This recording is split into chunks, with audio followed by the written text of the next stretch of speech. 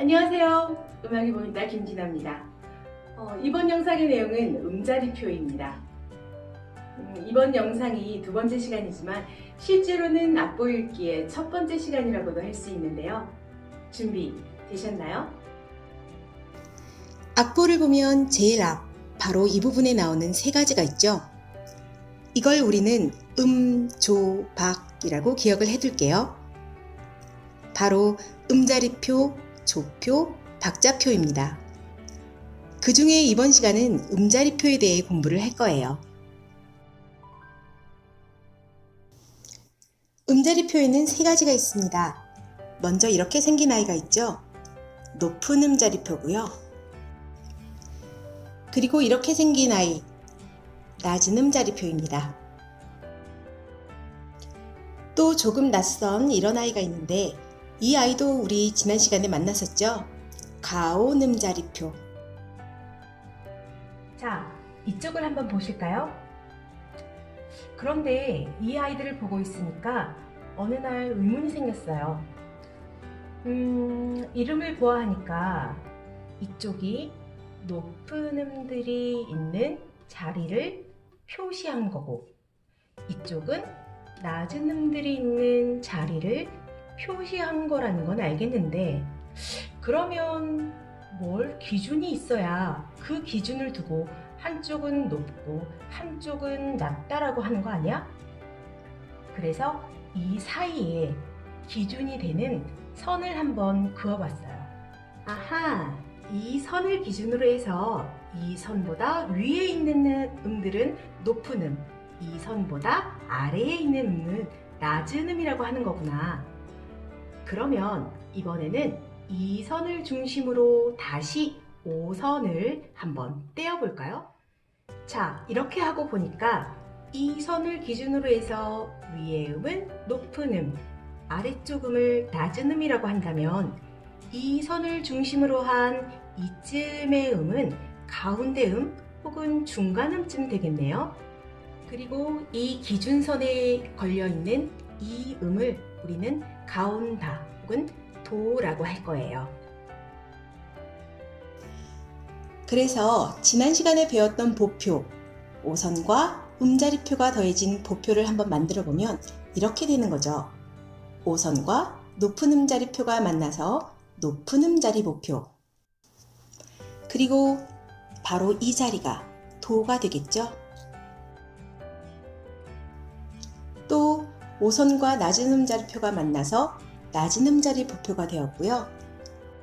위 첫째 줄에 걸려있는 이 음이 도가 됩니다. 그리고 5선과 가온 음자리표가 만나서 가온 음자리 보표가 되었고요. 가운데 줄, 그러니까 셋째 줄에 걸려있는 이 음이 도가 되겠네요. 이해를 돕기 위해서 방금 이 아이들을 전부 하나로 합쳐 놓으면 아마 이런 모양이 될 거예요. 이렇게 음자리표가 필요했던 이유는 음악을 기록할 때도 또 악보를 읽어서 연주할 때도 편하게 하기 위해서인데요. 각각의 악기마다 그리고 사람의 목소리도 가지고 있는 그 음역대가 모두 다르기 때문이죠. 음악을 기록하기 위해서 높낮이를 표시해야 했고 그래서 5선이 생겼고 또 저마다 음역대가 다르다 보니 상대적으로 높다, 낮다의 개념이 또 필요했던 거죠. 예를 들어서 같은 현악기라고 해도 바이올린, 비올라, 첼로는 모두 다른 음역대에서 소리가 나죠. 바이올린은 상대적으로 높은 음역대에서 그리고 첼로는 상대적으로 낮은 음역대에서 그리고 비올라는 바이올린과 첼로 중간쯤 어디에서 소리가 나는 악기입니다. 그래서 바이올린은 높은 음자리 보표를 그리고 첼로는 낮은 음자리 보표를 그리고 비올라는 가온 음자리 보표를 사용을 합니다. 실제 악보를 한번 볼까요? 피아노 사중주곡의 악보입니다. 지난 시간에 모음보표에서 높은 소리가 나는 악기를 위에 위치한다. 기억나시죠? 그러니까 높은 음자리 보표를 사용하는 바이올린 악보가 제일 위에 왔고요. 그 밑에 가온 음자리 보표를 사용하는 비올라 악보, 그리고 첼로의 낮은 음자리 보표가 왔습니다. 그리고 피아노의 큰 보표가 있네요. 자, 다시 한번 정리해 볼게요. 오늘 배운 내용은 음자리표였습니다.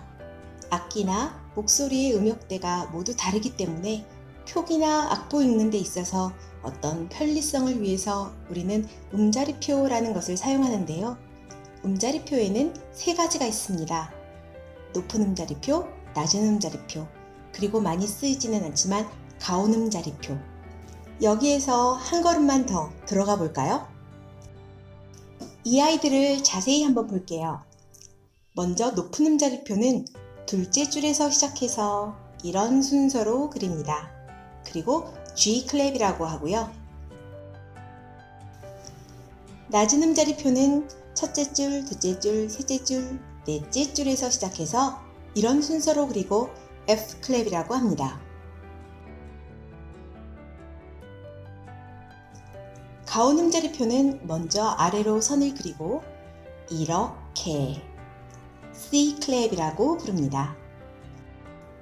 각각의 음자리표 모양은 그 알파벳 모양에서 따왔고요. 또 그 시작점 혹은 기준점이 되는 음이 G음, F음, C음이 되기 때문에 그렇게 이름 지어져 있습니다.